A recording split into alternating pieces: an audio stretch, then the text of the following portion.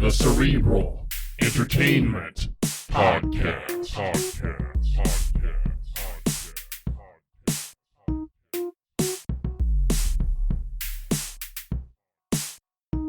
We're recording here. Hi. Hi.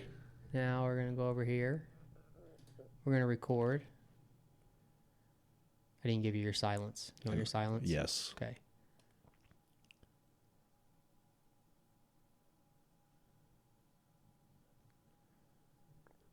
Hey, everybody. Welcome back to yet another riveting edition of the Cerebral Entertainment Podcast. I am James, and with me, as always, is my good friend Colt. Yes, sir. How you doing, sir? I'm good, dude. Yeah? Uh-huh.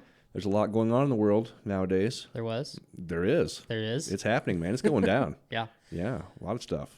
Including, okay, so we're podcasting during football. That is true. What's your predictions today? Who's up first? Cleveland and KC, right? Yeah. Mm-hmm.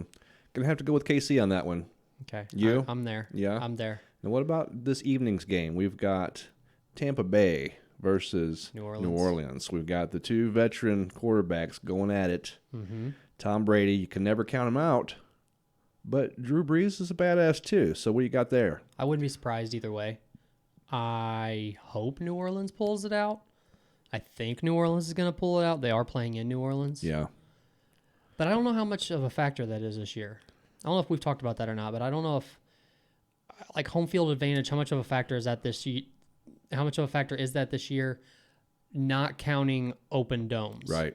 Because open domes are always going to be a factor. Right. But, you know, you have your stadiums like KC and Seattle where, you know, quarterbacks complain that they can't even hear themselves think because the stadium's so loud. Yes. Now they've only got, you know, barely any people in the stands anywhere. So That's something that I noticed last night whilst watching the games. Mm-hmm. The noise factor is not a factor, you know, for the visiting team. Usually the guy, like you said, can't hear the team can't hear the calls being called by the quarterback.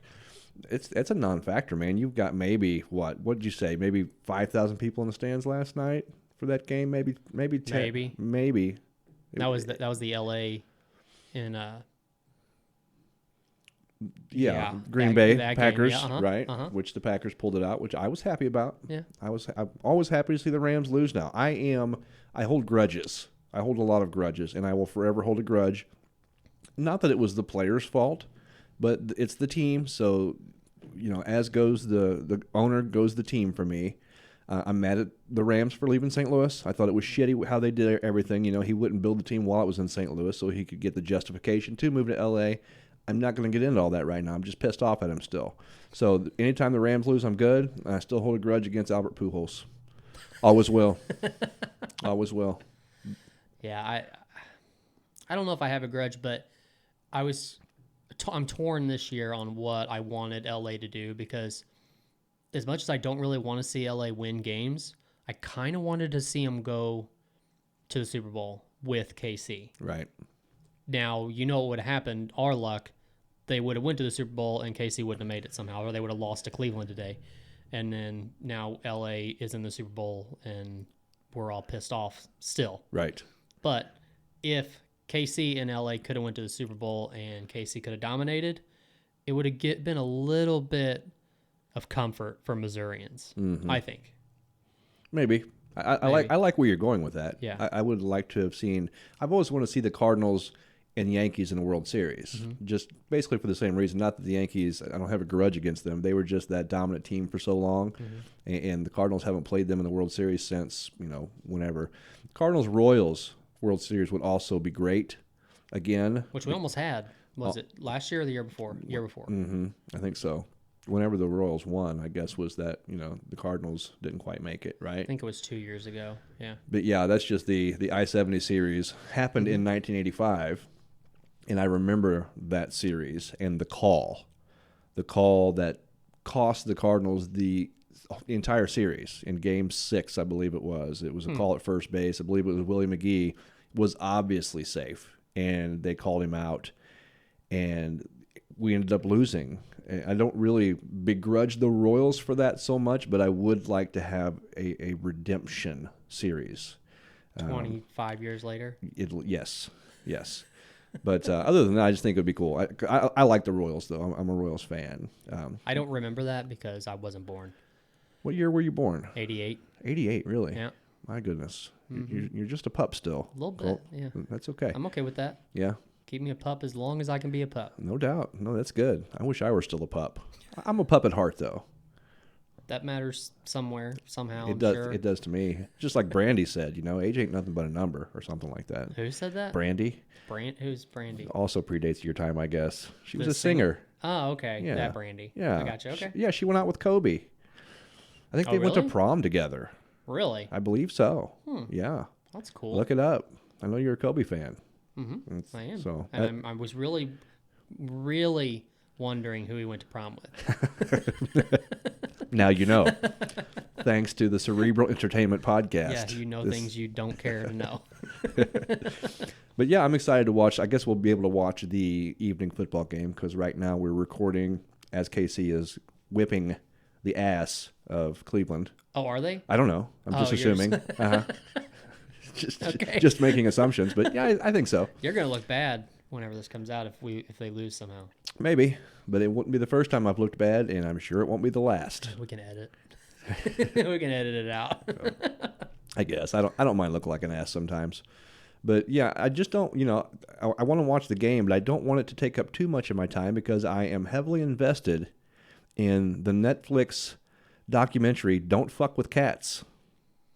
I'm still confused.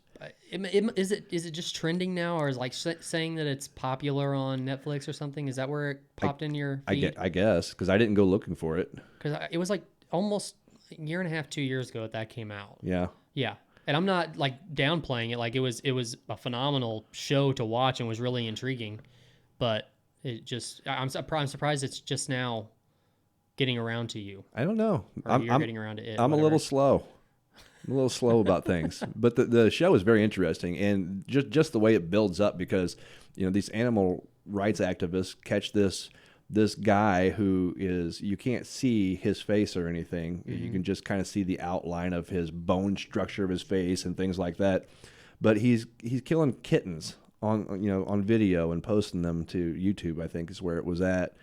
And the way he was killing them was brutal. He was vacuum sealing them and suffocating them out, these little kittens. Mm-hmm. And like the one guy, the one activist, he had a sister who was a psychologist, and she kind of analyzed everything about what was going on with the killing of the kitties.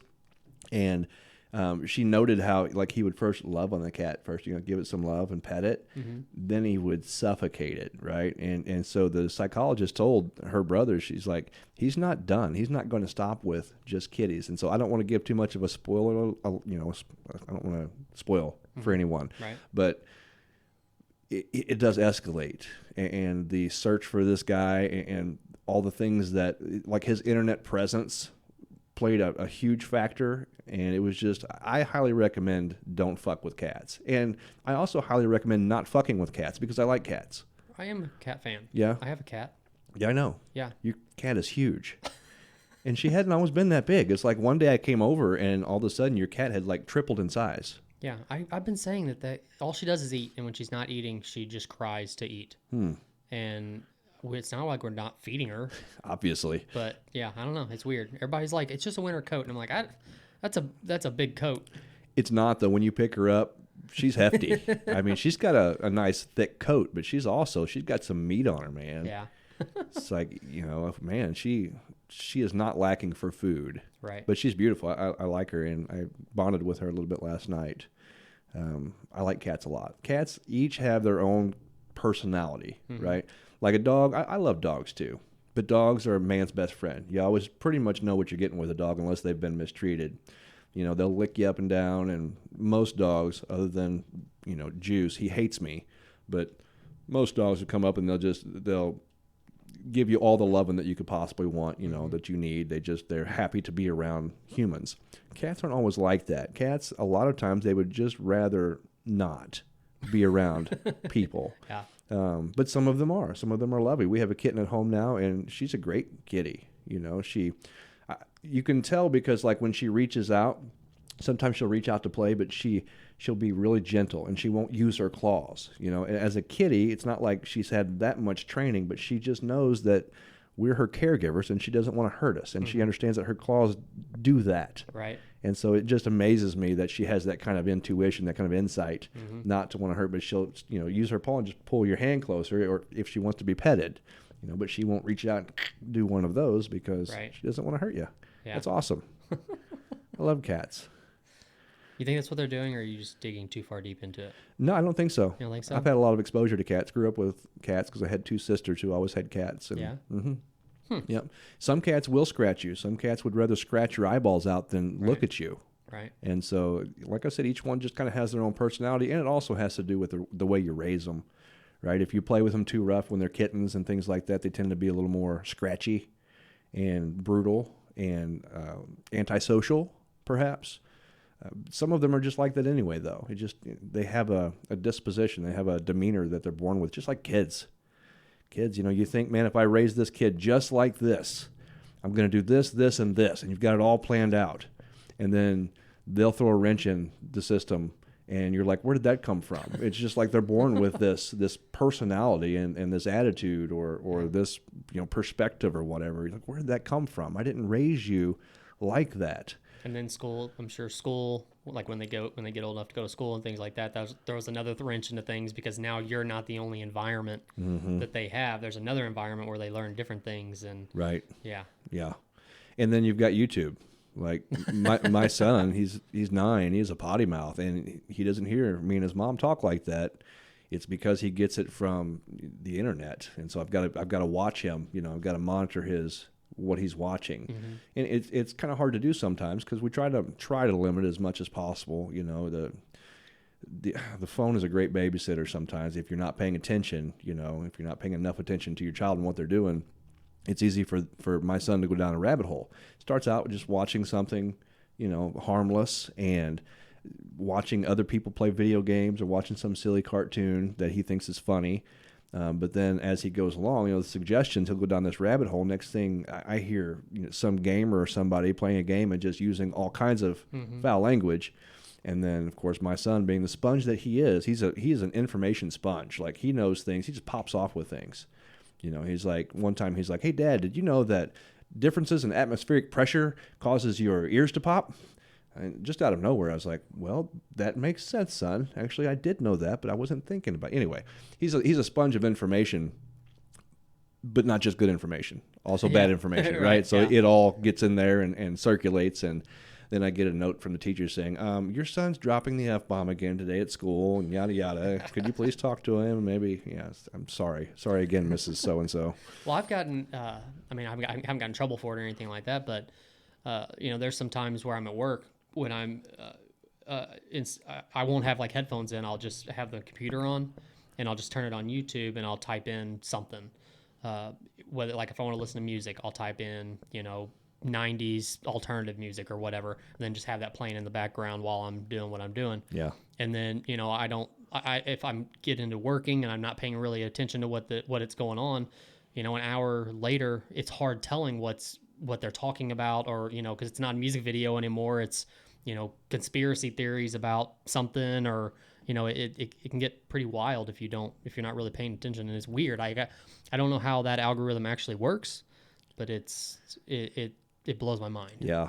Because, and I guess, like, it can take, like, words. So, like, maybe this word was in the title of this video, so now we're going to go here because that word's in this one, and, you know, things like that. Like, because it's supposed to be like videos, or there's some reason why it ties the next video to the one before it. And then, like, the deeper you go, the less it, you know, matches that first video that you were watching. Yes. Yeah, it's crazy. Then you're wondering how you got there. You're like, what the? Yeah. Yeah, you've got to be careful, especially when you've got the kids on there. And so we monitor it a lot more closely now than what we did before, because you live and learn, I guess. And I've known about the rabbit holes, but I just never put 2 and 2 together when it comes to the kids. So something else on my plate, you know, that I've got to manage. But there's also, I mean, a lot of good that comes from watching YouTube videos and stuff like that. Like you said, your son's a sponge. There's a lot of good things that he can be, you know, watching and stuff, but it's, I guess just hard to, unless you're right there in front of him while he's watching stuff, it's hard to monitor what he's actually. But we were talking yesterday. Don't they have an app where you can like control, like turn their phone off or turn it on or let them use the internet whenever you want them to, kind of thing? Right. Can you also monitor like what they're on at a certain time?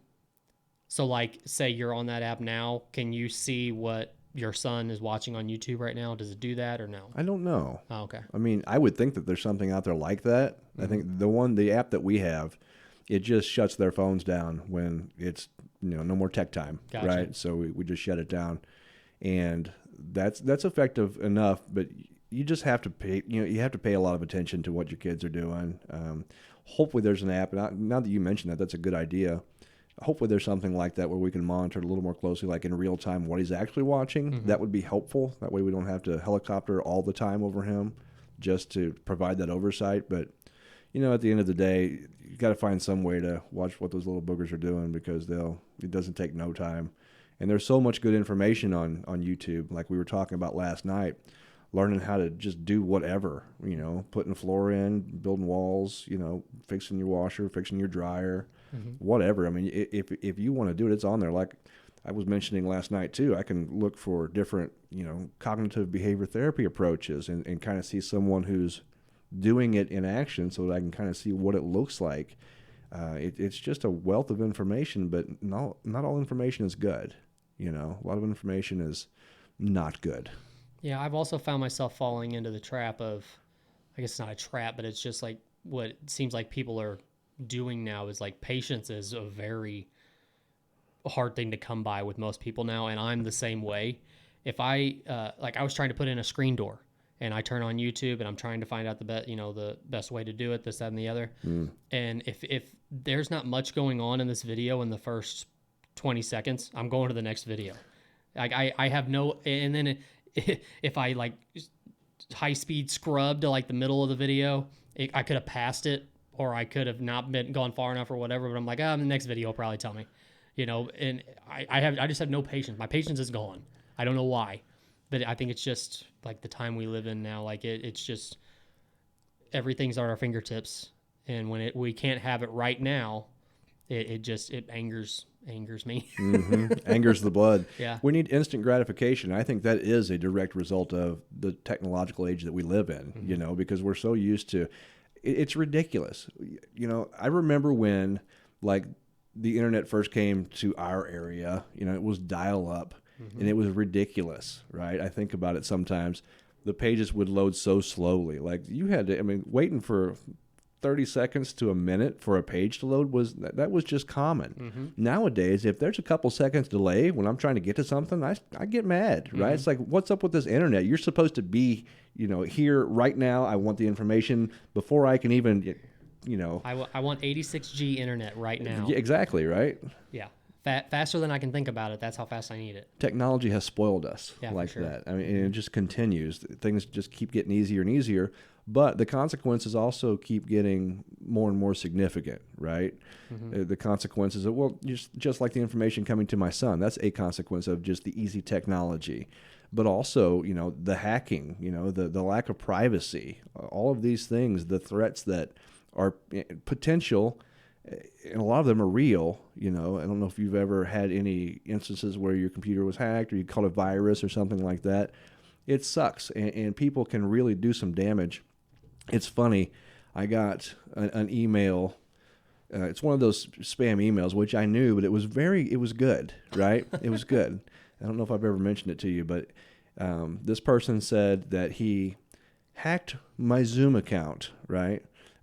And he said there was a free day on Zoom where security was all down because they were restructuring, yada yada. He said, while that was happening, I hacked your computer, and your computer wasn't on, but I infiltrated your camera on your computer and caught you, well, let me just say, working on yourself. This is how it was worded, right? So in other words, it was an email that said that they actually caught me masturbating, right, jacking off. And he said, and he's like, don't blame yourself, though. He's like, he said, don't blame yourself or don't blame me. This kind of thing's just, it just happens. But you're going to send me $2,000 in Bitcoin to this blah, blah, blah, or else I'm going to expose this to everybody in your contacts list. So of course the first thing I thought was, man, did I have my computer open? You know, Right, yeah. And for a second, you're like, that's impossible. But yeah, for a second, you're like, but you know what that was, right? They just recreated the Black Mirror episode. yeah, That's the exact Black Mirror episode. Yeah. The exact same scenario, except for they have like multiple people that are doing like errands for them and stuff, and, Right. and doing things because they're afraid that their parents are going to get emailed. Uh-huh. And then, spoiler alert, and they do all this stuff, and then in the end, they still send the email. Right. But this is legit. Like, they actually hacked the camera and actually have the video of them doing it. yeah, they actually provided the evidence on Black Mirror. Yeah. Yeah, this was not that. And it was interesting. I was actually talking to some other people, and I've heard all kinds of people got that same email, you know. So, I just thought it was funny. He was very creative and just very matter of fact. He's like, look, don't blame yourself. Don't blame me. This kind of shit just happens. But I'm going to expose you if you don't send me $2,000 in Bitcoin. It's like sympathizing with you somehow, but I'm still going to blackmail you. I don't know. That's weird. Yeah, it's like he personalized it. I thought it was a good approach. Yeah. If you're going to try to, take somebody's money. Right. I thought that was sweet. My question is, I wonder how many people actually fall for that, for that kind of thing. If I don't know. For a long time, there were scenarios like that where it always ended up being like the 60 or 70-year-old woman who doesn't really know how to work a computer anyways, but is so scared and, ends up transferring the money or whatever. But I feel like we're away from that now. I feel like we're probably like 10 years past that, to where now most people understand that that's ludicrous, but maybe not. Maybe, I mean, because I hear you. I feel that way too, because I've been in the know with things like that for about a decade, if not longer. Like you could pinpoint kind of the scam, right? And I would think that everybody else was caught up to that too. I don't know though, because they still send the emails out and they're still trying. And I would assume that if it wasn't effective, then they wouldn't try anymore. Like, maybe There's a not. lot of people out there. Yeah, that's true. I mean, yeah. That's kind of my point too. There's so many people out there. There's probably still some effectiveness to those kinds of, those scams. Yeah. I got another one from Amazon. It looked like it was from Amazon, but it was in broken English. It was cracking me up.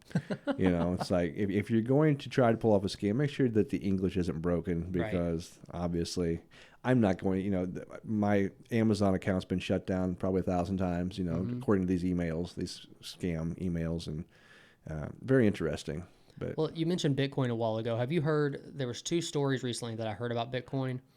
One of them, and I don't have all the information on this. You'd have to research it, but there's one story about a guy who, I guess when he set up his Bitcoin, he has like $2 million in Bitcoin sitting there for him to get. But however, in the beginning, when he set this Bitcoin up, you basically have 10 chances for a password, and if once that's done, it's gone. Like you have no access to it anymore. Ever at all? Ever. Wow. It's gone. And he's on 8. And he can't remember what it is. And apparently it's not just like a password that you made up. It's like a phrase, like a 12-word phrase or something along those lines, like something crazy, which is really, I don't know. That whole thing's just weird to me that Bitcoin would set up something like that. Yeah. But that's one story that I was told. The other one was a guy who had all the information on his hard drive like 5 years ago and wasn't thinking about it and threw his hard drive out. And now apparently for like the past 5 years, he's been trying to get the landfill to let him come in and try to find it and get them to help him find it. And I'm thinking, I don't think that's going to work. Like the hard drive itself probably does not work now. It's probably been rained on and all this other kind of stuff. Like I doubt it. You're not going to just be able to plug it in and there's my information. Wow. And he had a bunch of Bitcoin on that? Yeah, millions of dollars worth. Oh my gosh. Yeah. But I still don't understand how Bitcoin works. I mean, I understand it's like a cryptocurrency, but I don't know exactly how it works or anything like that. Yeah, I don't either. Weren't we going to have a cryptocurrency guy on the show once? Yeah, we were. He stood us up. He did. We were ready for him, and he had a person who was reaching out, trying to get on shows. They actually reached out to us, and then we were ready and never could get a hold of him. Right. But, I mean, he was working in multiple countries and different things like that. Would have liked to have had that conversation with him, though, just because it is mystical to me, because I don't know how that stuff works either. But if you compare it to how the money system works in general, I mean, this piece of paper that says $20 on it is worth something. Right. But really that piece of paper isn't. Right. You know, it's Yeah. just it's a representation of this agreement that we have, that I'm going to give you this piece of paper and you're going to give me that product or that service. Right. And we're going to call it evens. Yeah. I mean, it just really, if you really think about it and dive into it, it just really doesn't make sense. Does cryptocurrency intrigue you? I don't know if intrigued is the right word. I'm a little curious about it because I've known some people. I know some people who have made a little bit of money off of that and off of just, piddling around with stocks. Like you can get an app on your phone and trade stocks now, just penny stocks. Mm-hmm. And I have I know somebody who didn't have any Christmas money and played around with some stocks and ended up selling for he made like $500 and was able to buy Christmas. I was like, well, that's pretty cool. Wow. I've been to the casino and did that one time. I didn't have any rent money. I didn't have enough. I think I had like just under $100. My rent was like $5 something back then. I went to the casino and had a good night and was able to pay my rent and actually eat. Nice. That too. And that's you don't have that story very often. Usually you take your rent money, you lose it all, then you go sleep out in the street. Uh-huh. So I thought that was a pretty good story, but I don't know. Maybe I'll check into that. But there's just so much going on right now, and they say maybe the cryptocurrency is going to be the new thing, the wave of the future to protect your money, because when with America and the turmoil that it's in the world, the financial markets are just a sitting duck, and of course, you've got the impeachment coming up. Which I guess it passed through the House, and now I guess they're going to go through the impeachment trial. How fast can all that happen? I mean, we're 3 days away.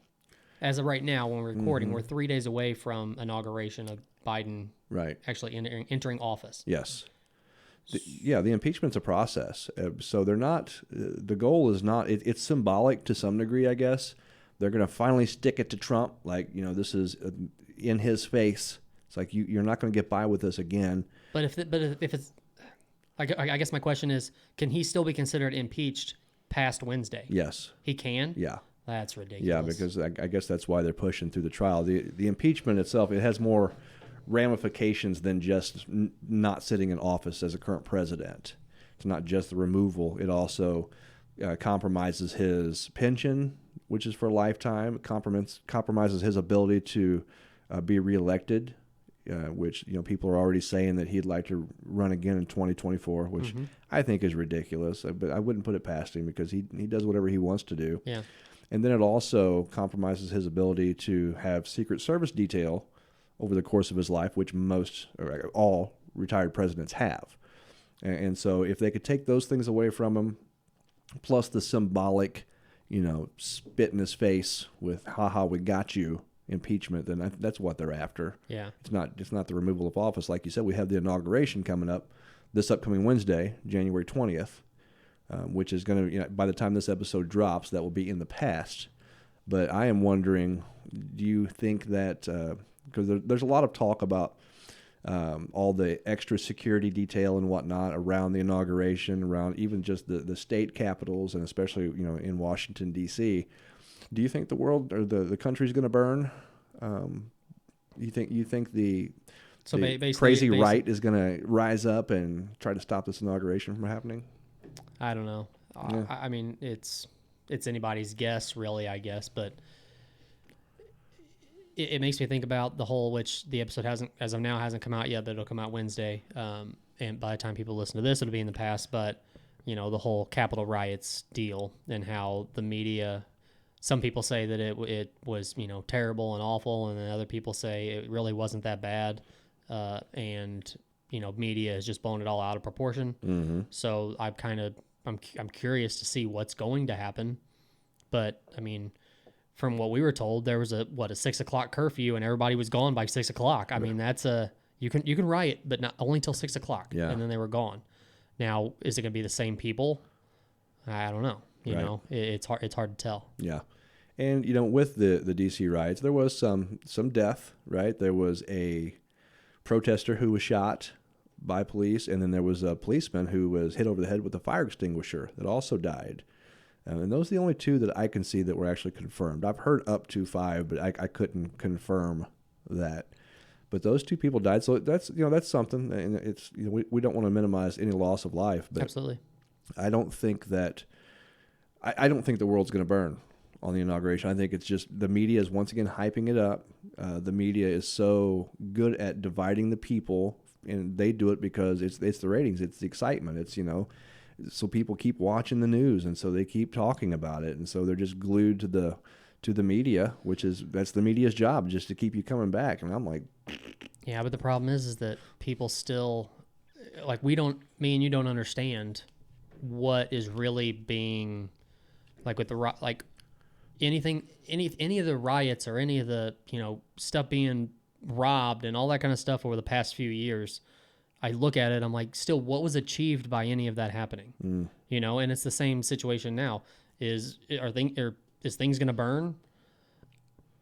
People have different perspectives than we do, and they think that I guess whatever they want to be achieved is being achieved by them going out and doing this and taking advantage of it. So you say you don't think anything's going to burn. I don't know, because I can't make a firm, I can't give a firm opinion, because it's hard telling, because I have found out 100% that I have a different mindset than most people out there. yeah. You know right. what I mean? Mm-hmm. Like they think that they can go and steal shoes out of a store, and they succeeded in something by doing that. I don't know. Well, they got a new pair of shoes. I mean, they did succeed with that. That's true. But you know what I'm saying. Though, I right? do. Yeah, I get it. Yeah, and my prediction is just, I don't know. I think, once again, predictions, you could be right, you could be wrong. Yeah. My prediction is just that it's going to be hyped up. The media is going to, they're going to focus on this Trumpster insurrection, this thing that's happening. Just like I believe the political landscape is doing the same thing. Not that I'm not even trying to take up for Trump. I'm not. I'm ready to move on to the next episode, to be honest with you, and just see what comes next. I guess my apathy is still so strong that I'm just sitting back and watching it all go down. Right. To an extent, I'm not spending too much time watching it because I've got better things to do, man. And there's nothing I can do to change it. There's nothing I can do to stop it. There's no movement that I could lead that's going to change the direction of the country. I don't really have a choice but to sit back and watch it. So I'm not going to let it take up too much of my mind space. But people can come back at you with that though, right? Like, it's people with mindsets like that makes no change happen, Mm-hmm. right? They say you have to have people that have the gumption and the fortitude to say the opposite of everything that you just said. Sure. Like, I can do this. I can force change and things like that. But I don't know that me and you are the people to be doing that. I'm definitely not. I'm definitely not. Not now. And like I said, I'm trying to make my slow reintroduction to the political landscape. Mm-hmm. It just as far as keeping track and keeping score of what's going on, because this past year in 2020 I ducked out.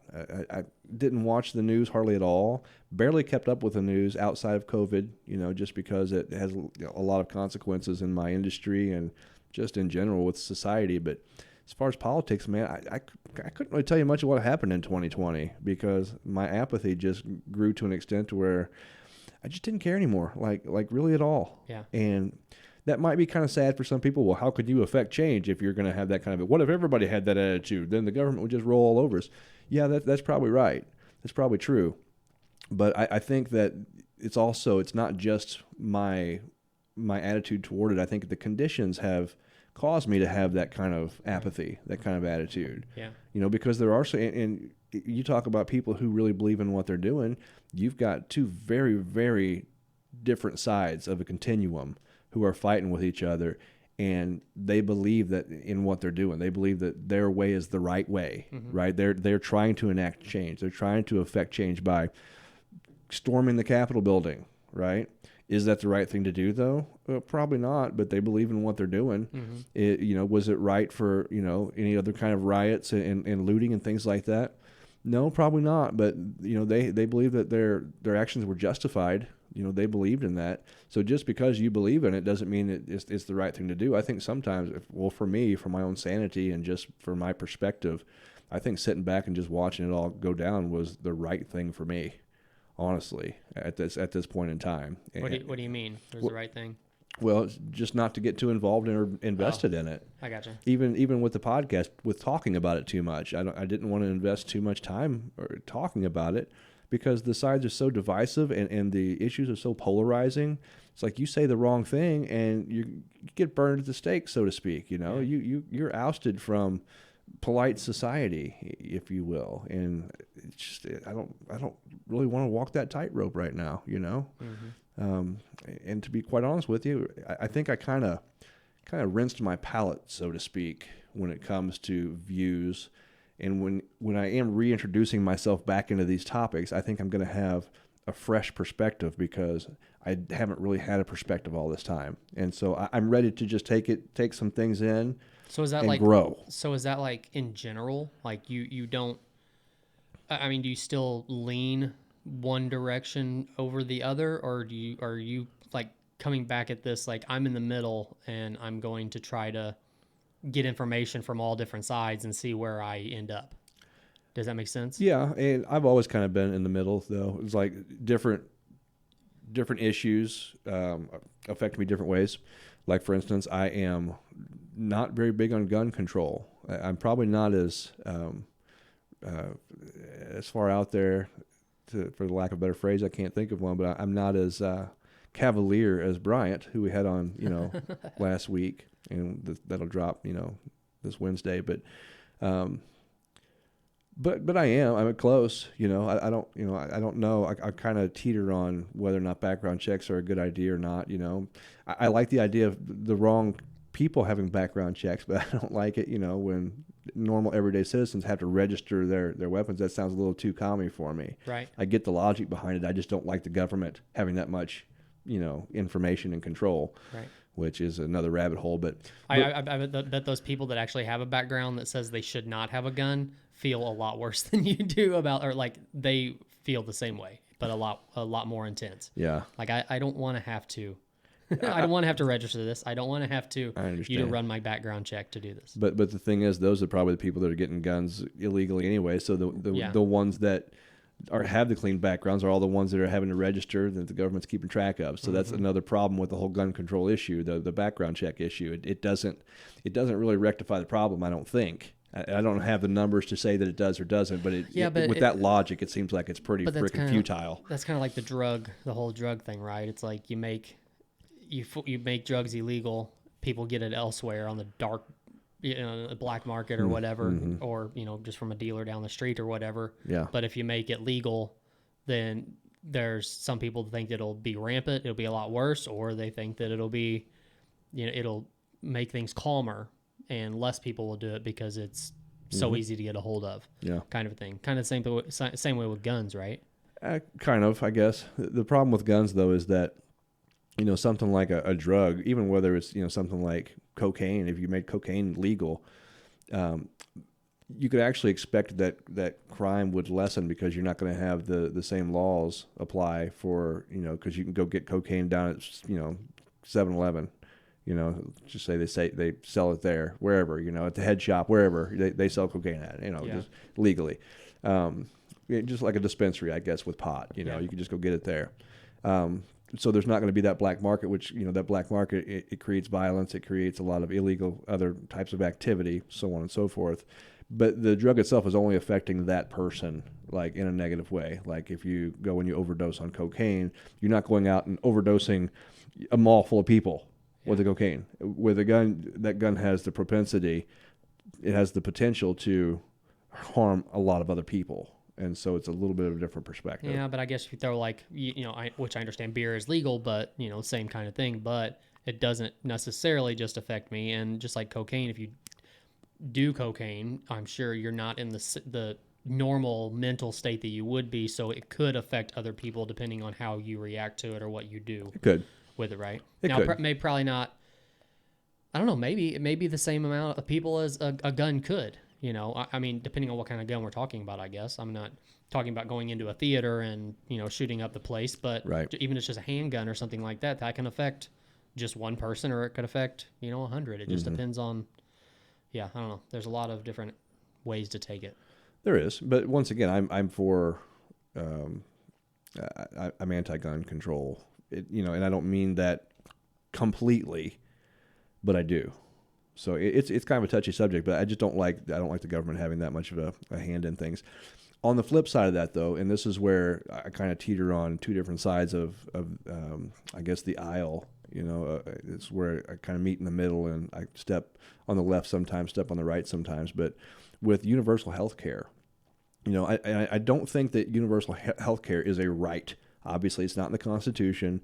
And when you're born into this world, you're not guaranteed anything, right? You're not guaranteed that you're going to live past your first birthday, or much less your 20th birthday or your 50th birthday. You just don't have those guarantees.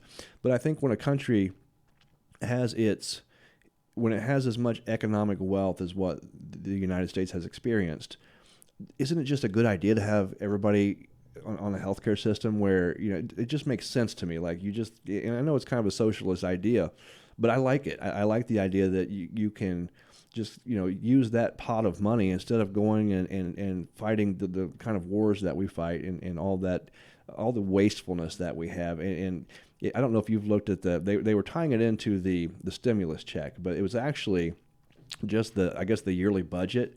But they were talking about all the money going to foreign countries and how it's just ridiculous. The omnibus bill is what it's called. Okay.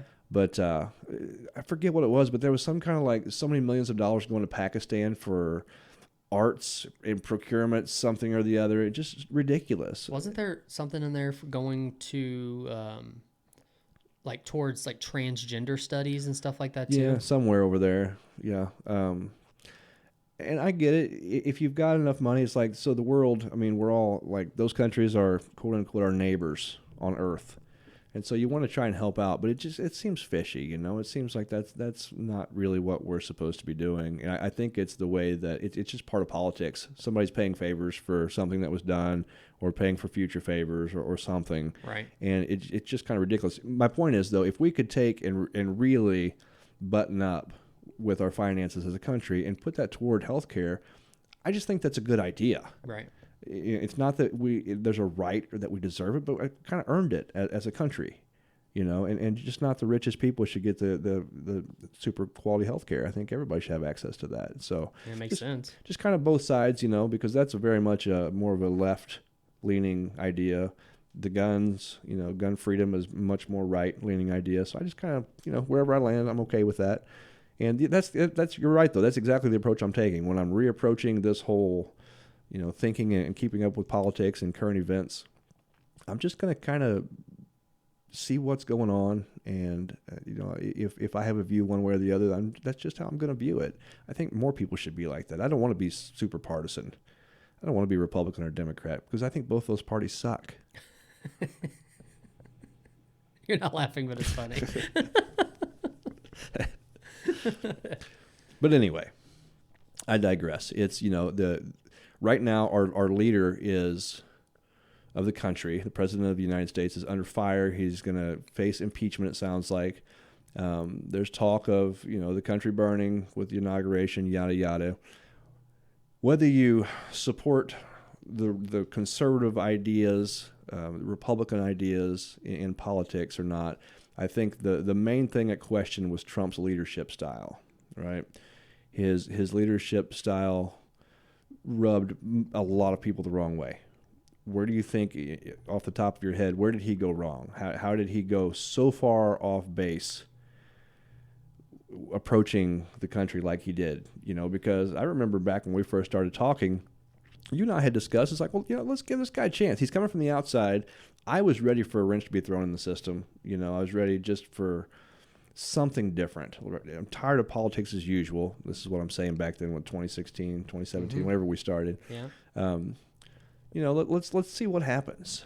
And so we did. We saw what happened, and I don't think it turned out very well overall. But there are some people who disagree. Like, Brian, he said, some of the policies, especially the foreign policies, some of the economic policies were also good. I'm not really digging that deep. I'm just looking at the surface level, which is probably not a good thing to do. But I just wonder, a president has a team that backs him. The cabinet backs him, or they have a lot of input and a lot to say about laws that are passed and things like that.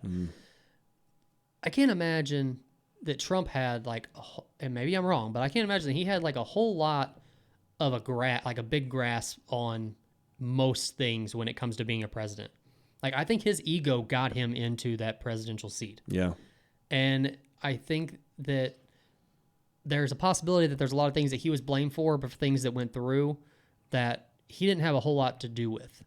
Does that make sense? Like, I think the cabinet or the people who have been in politics all their life that are around him probably pushed a lot of things through, or that he signed off on because he, even though he didn't have as big of a grasp on it as they did. Yeah. I don't know if that makes sense or not, but in my head that does. Well, it does, but I think that's true of any president. I think. You think? Any president, they have so much. They have such a huge staff. But isn't it different for? That was good. Yeah. But isn't it different for him though? Because like he didn't have a political background going into this. What do you mean? Is it different for him? Because I think that presidents, they make decisions, but they have a lot of advisors, and they have a lot of people who are bringing them information. And I think that presidents are given too much heat for a lot of things. I think they're also given too much credit for a lot of things because they're working with a big team, and they're working in concert, of course, with Congress too. Congress are the ones that are actually, writing the laws and passing the laws, and then given to the president to either sign it into law or veto it and kick it back. But then they get a majority; they can sign into law anyway. Right. It's that whole checks and balances thing. Presidents, I mean, it's a lot of it's a from what we see, at least from the day to day, it's the figurehead type of position. That the ambassador of the country, to the world. And I think that's where most people are. I think most people's opinions of him are based on that surface level. That he was a crappy leader because he was a Twitter fanatic and he's rude and makes fun of people and he's unprofessional about a lot of things and sounds like he doesn't really know his stuff very well because of the way that he talks, and just repeats a lot of phrases over and over again. And it's talking a whole lot, but sometimes, a lot of times, not really saying much of anything. And then of course you have this impeachment basically is about they're accusing him for inciting this insurrection at the White House, the Capitol building, saying that he was because of him. That's why the Capitol building was stormed like it was, because he stirred the pot and caused that to happen. That seems. I mean, I'm sure there's grounds. They think there's grounds to, or there's. I guess they have a leg. They think they have a leg to stand on for this, but they must. It seems odd, right? Like, unless he was actually calling people to try to make that happen, I don't see how he could be impeached for something that he didn't. Directly, how could he have directly caused this to happen? It's not like he called all those people and said, "Hey, let's do this." You know what I mean? Yeah. He is. The only U.S. president, though, and the only holder of any federal office to have been impeached twice, so he is historic. Nobody's ever been impeached twice, which that's interesting. I mean, yeah. And it says here, 1 week before his term was due to expire, Trump's impeachment by the U.S. House of Representatives of the 117th U.S. Congress came after his attempts to overturn the 2020 United States presidential election. The adopted article of incitement of insurrection cited his January 2nd phone call with the Georgia Secretary of State Brad Raffensperger and alleged that Trump incited the storming of the United States Capitol on January 6th. So, I don't know. But at any rate, even the Republicans in the Congress are really, they're voting on this impeachment to move forward too. I mean, it went through pretty readily. So, well, you said that he would lose his pension too. Do you think that matters to him? Probably not. It's not like he doesn't have money. Yeah. I mean, didn't he? Wasn't there something about his pay as president too? Did he waive it or something? I think so. I don't think he's taken any money for being president. How crazy is that? Salary, but nobody's talking about that. Well, or if they are, I haven't seen it. Yeah, it's kind of a drop in the bucket. Plus, I think they get I don't remember the number. It's an insane amount of travel expenses too that's paid after they're retired as well, which will also be taken from him.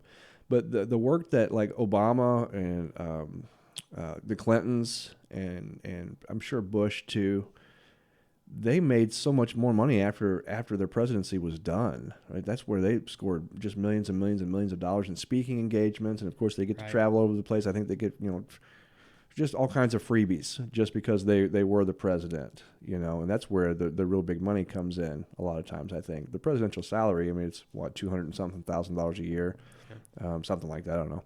And I think the pension is the same, and so that adds up over time. Does it mean anything to Trump? Probably not. I think more than anything is the symbolic nature of the impeachment for him, because it's really going to tarnish his reputation. I don't know if that's even possible, but it is a thumb in the eye after all this, from the rest of the bureaucracy up there. I just can't believe that everything he's fought through in the past 4 years, that he's still saying, I want to run again in 4 years. Yeah, and I don't know if he's actually saying that, but there's a lot of talk that he probably would. That's crazy. So, which I wonder, how old is he? I wonder. He's old. He is. I think he's in his upper 70s. I believe so, but he doesn't act like it. I mean, Biden, he acts like it. Yeah. He acts like an old dude, and there's a lot of people even saying that he's not going to be president for long, because he's probably going to. No, he's only 74. But still, Biden is 78. Oh my God! Right, so 4 years, he's 82 by the time his term is done. That's pretty old, man. Why? No offense, but why? I mean, I understand you kind of have to work with what you're given, and as far as we've been saying that for the past couple of elections, that you work with what you're given. You take. Do you want this crappy one or this crappy one? Right. You got to choose, I just, man. Mm-hmm. Do you want your president to be 82 years old, leading your country?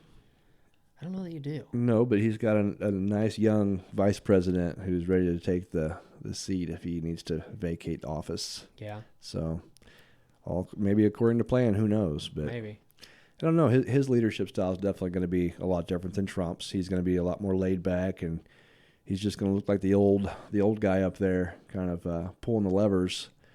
But he's going to have a lot of people behind him, I'm sure. Yeah. Really kind of guiding the way, and he's just going to be the figurehead. He's going to be, at least that's what I see coming from that. But speaking of leadership styles, you've done some training at work here lately on leadership. What can you tell me about that? What have you learned about leadership here recently? What kind of insight have you gained? It's like the training we've been doing is you do it over months and months and months. I think it's like an 8-month program or something like that. And so like the first one that we went over was like paradigm shifts, and kind of like changing your mindset, or knowing that like not everybody's mindset's the same. Everybody thinks differently. Everybody looks at different situations differently, and kind of like how important it is, especially in a leadership position, not to just jump at things, or to kind of, figure out exactly what's going on in somebody else's head before you jump on a situation and figure out, because me and you have both been in situations, I'm sure, where you see somebody do something or say something and you're like, what, how is that possible? How does that possibly make sense? Like that because to us, it doesn't. Mm-hmm. But if you talk to them about it and you find out, okay, they think completely differently than me, and coming from their perspective, that does kind of make sense. Then you have to meet in the middle somewhere and find out what you need to do from there. But there was a video that we watched, and it was this guy who had 2 kids, and they were on the subway, and the kids were just running around like crazy and everything. And, he's just kind of sitting there on the bench, and, somebody asked him, why aren't, you need to take care of your kids. Why are you letting your kids just run around? And he basically said, well, we just came from their mom's funeral, and they don't really know how to take it, understand it or take it or whatever. And he's like, and basically, I guess I don't either. And it's kind of like, at that point, now you have sympathy for the guy, and you're not even thinking about, but you didn't know that before. You just thought this was a lazy guy who didn't want to take care of his kids, right? Yeah, right. So it's perspective, and also knowing, like, if you're in a leadership position, or a supervisor or a manager or anything like that, knowing that everybody is a lot different from the other person. So you have to adjust to everybody's personality and how people handle things. You can't say the same thing to one person that you can to another, because they might not take it as a joke, and it may be a personal, thing or something like that, and it makes me think a little differently, because I've kind of had a problem with, I guess, kind of a strict thing in my head is like, you're working for somebody, they pay you to be here. So you come in and you do the job because you're being paid to be here. But then people want to complain because it's like, well, I'm not getting this incentive, or I'm not getting this bonus, or I'm not getting this, I'm not getting that, but it's like, you're asking a lot of a company who is paying you to be here. Mm-hmm. Like, it's not like you're not getting a paycheck. You just want all these extra things on top of it. And it's great when companies do all these extra things and give these extra incentives on top of it. But it's not, but that same person that might be saying that may be really struggling financially, or they may be really struggling at home. Personal life might be crap or something like that. And you don't know unless you actually find out what their personal life's like. But then you have to treat that person differently than you do with the person who's completely financially stable, never complains, all those kinds of things. So it's just, I don't know. I thought it would be interesting to talk about, because it's just a lot of people jump on situations and jump to conclusions before they know all the facts and before they know what is going on with other people before they do it. You know what I mean? Yeah, that's good insight, and it transcends just like the work environment. Being a leader, just as a person, some of the traits that you were just talking about and the approaches that you were talking about could be used just in everyday life. It's like, I think about it in traffic sometimes. If someone pisses me off because they did something stupid when they're driving and caused me to miss a light like they did the other day, it looked like no good reason to me. They were just sitting there, and I know this light is quick, and so I'm behind them, and I'm not a honker. I'm not going to do that usually. But man, in the car, I was pretty hot there just for a hot minute. But then I take a step back proverbially, and I say, you know what? Who knows what kind of day they're having? Maybe they were looking at their phone, which it looks like that was what was happening, and that gets to me when you're driving and you do something stupid because you're not paying attention. I have very little tolerance for that. Not that I've probably ever not done that myself at some point in time. I also take that into consideration. That's a big thing too, and I've been trying over the past, not very long, but over the past short amount of time, to think about when I see somebody do something, especially like in traffic, me think about, okay, have I done that before? And what was the situation that made me do that? Right. Like that exit that's 3 lanes over there, and that person shoots across traffic and cuts people off to make that exit. Tell me you haven't done that, and then try to think about why you did that. Now, Right. Is there a possibility that they were just on their phone and they weren't paying attention, and, oh crap, I almost missed the exit? Then they do that? Maybe. Or maybe they just got a call that their wife's having a baby, Right. and they've got to make that exit to get the hospital as fast as possible, or something along those lines. Who knows what that scenario is? But Right. you got to take a step back and think: have I been in that scenario? What made me do that? And then calm yourself down a little bit from it. Yeah. And in traffic situations, things like that, you're never going to usually figure it out. You're not going to know the answer. You're not going to know if their wife's having a baby, or if they're just a jackass who was, looking at their Facebook account and then realized that their turn was right there. You're not going to know, but I think to take a step back and take that perspective to heart, I think is still important, because it becomes a habit for you at that point in time. You start to make a habit out of considering the person over the action, right? Because a lot of people's actions, if they're just negative or they just suck or whatever, at surface level, that's all you're going to see. But it really pays as a human to try to dig a little deeper and consider the person in spite of the action sometimes, or at least in conjunction with the action, to make sure that you're not just being judgy, or that you're just being short when someone's really having maybe a truly bad day or a bad year. Maybe their life has just dealt them a terrible hand, and they're just doing the best they can. I just think the insight that you gain from that training is good for life in general, to have that perspective on a lot of different things. Going back to the work environment, though, it's very important, especially if you're in a leadership position. Now, let's differentiate between having authority and then exhibiting leadership, because those are two different things. They can work in conjunction. You can be both. You can have both. A lot of leaders do have authority, but just having authority does not make you a leader. Right. Having authority, if I have authority over something, that's just me being able to tell you what to do because you have to do it, or else you lose your job, or else you get arrested, or whatever type of position that person with authority is in. You are able to enact that level of power over a person because you in fact have that authority. That does not make you a leader. And you can possess leadership without having any authority over people. I think we may have actually discussed this to some degree before. I think so. It seems familiar. It does, but I was just going to mention, in my particular field, and part of my job is as a consultant. And so as a consultant, the people who do have authority over the management teams and the staff and even the administration, the people who do have authority over those people, I am also their consultant as well. So when I have an idea and I think something needs to be done, I've got the backing to get it done, right? Mm-hmm. But the authority itself doesn't lie within me. But what I learned pretty quickly when I first started in this position some years ago was that I don't want to have to go to the powers that be all the time just to try to get something done. Yeah. I want to get it done just because I want to be able to work with people, build relationships with people, and show them, hey, this is something we should do, and let me tell you why, and let me be the first example of how to approach this situation, right, approach this system or this issue. Let me show you, and I'm going to take the first step. And so I wanted to grow my leadership skills in that way. And I found it to be very effective. And I think now, if I do ever take a position where I have authority, I think I'm going to have it in I'm going to have a much better grasp on how to do it with that leadership appeal in conjunction with the authority. Yeah. Whereas before I might not have had the leadership skills, and I would have just been another a-hole with the power to tell you what to do. Right, and I think all too often in a lot of businesses and things like that, it's not a matter of that. It's more of, okay, well, say the supervisor left. Well, we need another supervisor. Who can do that job?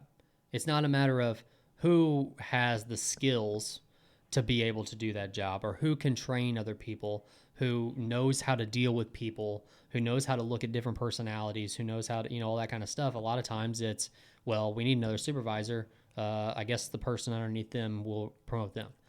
Not really paying attention to the fact that, okay, they have the skills that we need in this position. Mm-hmm. It's just a matter of we need somebody in that position now. Let's move this person up.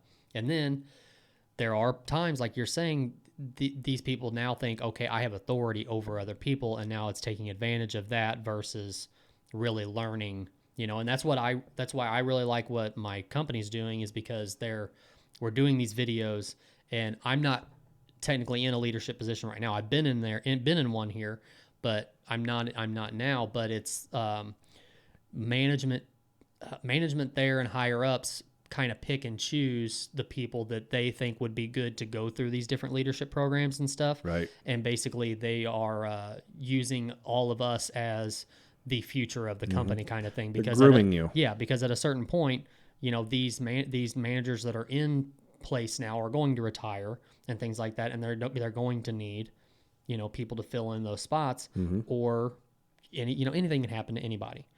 So they even have like a contingency plan? Is that what it's called? I don't know, but basically a list of everybody, and then where they're at in line, as far as if something happens to this person in a train wreck tomorrow, we got to have somebody who's going to fill that position. Right. And all those kinds of people that are in that on that list are doing these leadership programs and stuff like that. And so, even if it's 5 years down the road, for 5 years, you've been doing these leadership, program and stuff, and you have a better grasp of like how to treat people and, how to basically all the different parts that it takes can kind of come together before you get into that position. Yeah. That's smart. Yeah. That's a smart move for the company to do that, because before you got into, the trainings, I was sitting there thinking that, if someone is just injected into a position, just basically because it's needed off the cuff because somebody had to fill that spot, then there was a lack of grooming there. Like, you always want to be grooming the next generation of people Right. as much as possible. And then you started talking about how the company is doing just that with those leadership trainings. That's very smart. Yeah. You know, and even in my field, we are always looking for like your next manager or your next, administrator or your next something, right? You're always looking for talent, keeping your eyes open for the potential. And then you invest some of your time and resources into those people because at some point in time, you're probably going to need them. And for those people also, it can only help to improve them as well. Mm-hmm. Like even if you going through that leadership training, if you don't end up in a leadership position within your company down the road, I still think that you're going to benefit highly from just going through those trainings and having that insight. Maybe it's at another job or maybe just in your life in general. I think you're still gonna get that golden nugget that they have offered you, and so it's a win-win situation. Right. Leadership styles. There are three main ones that I've learned over the course of time. Maybe it was in college. Maybe I know I've done some leadership trainings myself. The three basic ones that I'll bring to mind or I'll bring to the table are the democratic, which basically is what a leader does is he gains a consensus from those who are under his leadership, and he or she makes a decision based off of that, the input. So it's a democratic style. Everybody's got a say. Then you have autocratic, which is just authoritative, basically. This is the way we're doing things. It's more, it's the authority approach. I'm the boss. I want this done. Do it this way. I think those folks are probably more apt to micromanage as well. They're going to hover over you, helicopter, and make sure that you're doing exactly the way they want you to do it, and not give you any leeway, any creative freedom. And then the third is laissez-faire, which is just basically a term where the leader says, okay, this is what I want done. Here's your tools. I'll be over here. Have fun. Right. And so they just leave it to your own devices, basically. But it allows you a lot of creative freedom, allows you a lot of space so that you don't have someone's constantly looking over your shoulder and trying to micromanage you at all. As a matter of fact, it's a very hands-off approach to leadership. You're basically there just in case you're needed for something. And maybe one of the other benefits, I think, of laissez-faire is just being able for that person who is the leader to be able to step back and not worry about the processes that are at hand, the current processes, but also to kind of conceptualize and look to the future, because you've given yourself the ability, because you are laissez-faire in your approach to those under your leadership, you can step back and think about other things. Right. And so if you're doing what you should be doing, if you're smart, you're thinking about ways to improve maybe the company overall, or maybe the lives of the people. Maybe you're thinking about morale, things like that, because you're not having to manage the day-to-day operations because you feel like your people have got that under control. Yeah, and that's where I struggle. I struggle with not having the hands-on approach. Like, I have respect for like what you do because, you kind of, in a way, you are the laissez-faire. Is that how you say it? Laissez-faire. Mm-hmm. Laissez-faire, sort of, but it's not I guess you're not, you don't really have a choice in the matter because of like all these different facilities that you deal with and stuff. It's kind of like you can go there sometimes and you can try to take care of stuff while you're there, and of course be available by phone and stuff like that. But it's a more of a, here's the tools to do what we need to do. I'm here to ask any questions and to guide you, but I'm not. You're not there to do the hands-on type stuff. But you can't really, because you have so much on your plate with what you do. Mm-hmm. So I struggle with the not having hands-on, especially in a leadership position, because I carry the weight of not only me, but everybody else that I'm managing or that I'm leading. Because if I take that approach of just stepping away, giving them the tools to do it, and then something fails, I still carry the weight of that on me. Mm-hmm. But if I have hands-on, then it lessens the blow if something's wrong or was done wrong, because I was there and I was part of it not being done right. You know what I mean? Sure. Yeah. Yeah. Yeah, and you're right. By the nature of my particular position, because I am stretched out across the state, and because I don't have I don't have the direct oversight or authority over the day-to-day operations from the buildings.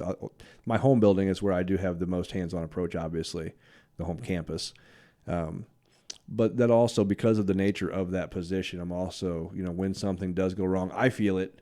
When something goes south, I carry that personally, but it's not really shoved upon me by the powers that be, because they understand the nature of my position and that I'm not everywhere all the time. That I couldn't possibly have stopped this thing from happening because of my position. So given that is nice, because otherwise I wouldn't be quite so. My personal leadership style, I think, falls somewhere in between democratic and laissez-faire. I don't think being completely laissez-faire is a productive means for a lot of different positions. Now, it's going to differ from a manufacturing viewpoint to a skilled nursing viewpoint to some kind of an office setting viewpoint. The different styles are going to meet different needs based on those particular work environments. But I think just in general, my style would be in between those two styles, because I do think that getting input from people, the people who you are leading, is very important, because it shapes your perspective of the people themselves and of your dynamic, your relationship with those people, but also it kind of helps to shape how the job is going to get done based off of their personalities. It also boosts morale when people, they know that you're listening to them. You give them a chance to have a voice. It causes them to want to, first and foremost, they adhere more to your leadership, but they also take the job more seriously. They also have more investment into whatever it is that they're doing. So I think the democratic style is super important in most fashions like that.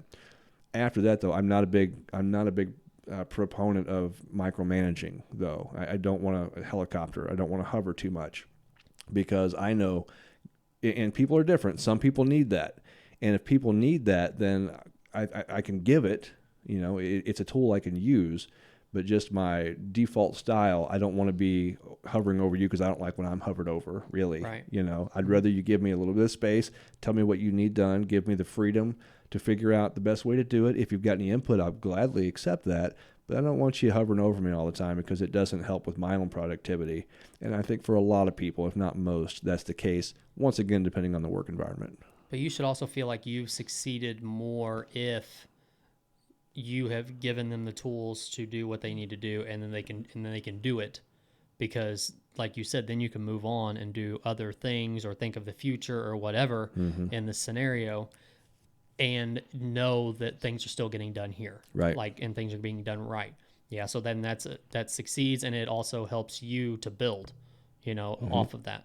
But something I found, and you kind of mentioned this, but I've noticed, and I don't know if I did it on purpose or if it just kind of naturally happened, but I ask a lot more questions now to people in certain situations. Instead of saying, this is exactly why this is wrong, or this is why this is the way it is, I will ask somebody why, in as nice a way as possible, ask, so why did we do it this way? Right. How is this way more beneficial than doing it this way? And then see what kind of answer they can give me. If they can't give me anything, or even if they think they have a solid answer and they give me a solid answer, but I don't really, it's not registering to me as a solid answer, I can still come back with, well, why do you think that is the beneficial way to do it? Or, what I'm saying? Like, you can compound questions on top of questions to still make them feel like they're involved, and not just tell them, listen, that's wrong. We're going to do it this way because I said we're going to do it this way. Yeah. And the more invested they feel, the more invested they're going to be into you. And you're also, you're giving yourself a chance to learn as well, because they may have a really good idea, or what they're doing may actually make a lot of sense, even if it's just for their particular circumstance. Like if they're the one doing the work, it's not the way I would do it, but it sounds pretty good for them. It's like it's working good for them. And I find that in training too. Like if you're training somebody, even like you're side-by-side training somebody on something, I try to do a training style where I'm like, listen, this is the way that I do this. If you can find a way to do this faster and still get the same result, that's great. And I would even learn from that possibly. But this is the way I do it, so this is the way I'm going to train you to do it. And you're going to have some people who are like, well, I want to do exactly the way you do it because that's the way that's the way it's done. And those people are kind of maybe the people you have to micromanage a little bit, because they want to do it they want to do exactly what they're told and go home. That's kind of what they want. Right. Versus you have some people who may right off the bat be trying to figure out different ways of making this faster and getting the same result.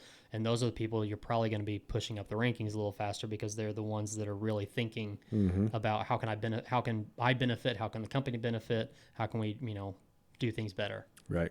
So always trying to improve. Yeah. Yeah. And what we're talking about here for the most part is just having conversations with people, having discussions, and the benefits that come from that. It's not a discussion if I say, you need to do this way and make sure you do that and that. And don't do it any other way. That's not really a discussion. Yeah. Like what you were talking about. Well, why did you do it that way? And then having that back and forth to see where it comes, to see what grows out of that. I think that's a sign of a true leadership style. Because a leader doesn't come in balls to the wall usually and just take over and assign everything that needs to be done. You go in and you have those conversations. You work as a team. And what I've found oftentimes is that, because I mentioned earlier, when something does go awry because of the nature of my position, I don't catch a lot of heat because of that, unless it was, directly my fault, which there are some instances where that could be the case. I've never had any problems as of yet. But also, because of that, on the flip side of that, you also don't, and I've learned this and I've grown into it, you also don't get like, when something goes really, really well, you don't get the accolades either. It's not like, you don't get a lot of pats on the back, good job.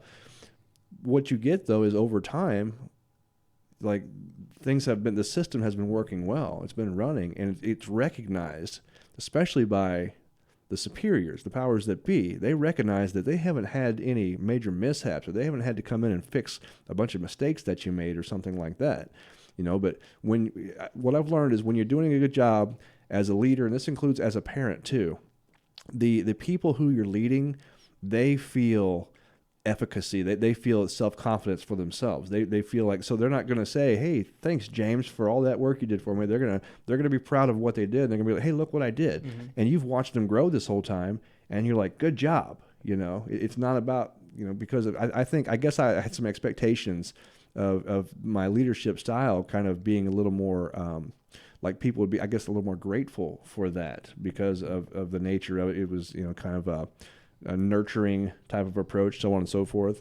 And maybe I was just selfish for thinking that would be a part of it, but I've learned that it's the opposite. You watch people grow and develop and be self-confident, and that is the reward. I mean, that's it, but it's awesome to see that. Right. And our children, like I said, that's the same way. You want to see them grow and develop and be self-confident, autonomous people, not having to rely on daddy to, micromanage them all the time and tell them what to do. You want them to make their own good decisions. Right. But there's a comparison there between adults and kids too. Like, some people need that.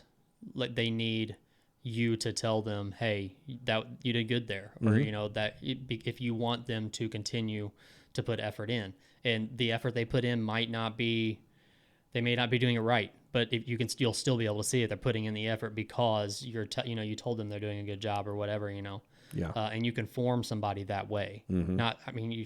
You know what I mean? Like that can be a bad thing too, but yeah, kids are the same way. Kids need to be told great job, mm-hmm. and they need to be told all these things. Just because it's an adult, some people might look at that and like, you know what, you're an adult. You shouldn't need people to tell you that you're doing a good job.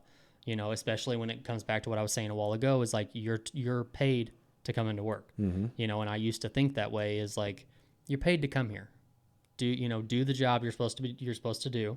And then go home because that's why you're here. That's what the company's giving you is money so you can live to be here. Mm-hmm. But that's not all of it. It's not even close to all of it. Yeah.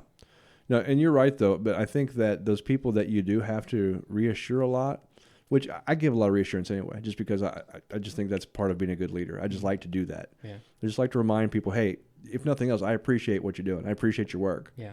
It's like, and we're going to continue to build and to improve on the existing systems and structures that we have.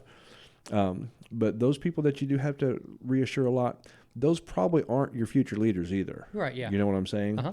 Even though, like I said, I guess I had a misconception about where the appreciation would come from, because my superiors appreciate me for what I do, and then I appreciate people, that I consult and manage. I appreciate, I show my appreciation to them for doing the work that they do.